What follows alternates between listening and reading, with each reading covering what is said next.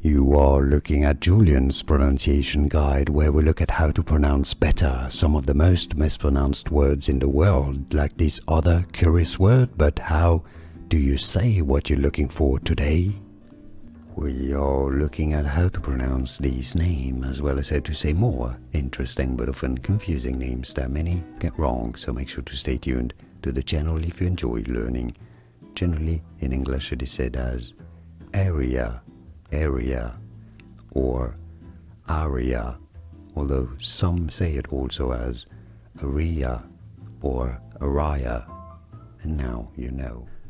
Here are more videos on how to pronounce more confusing words and names too many mispronounced. Like this video if you found it useful. I appreciate your support. I'll see you soon and thanks for watching.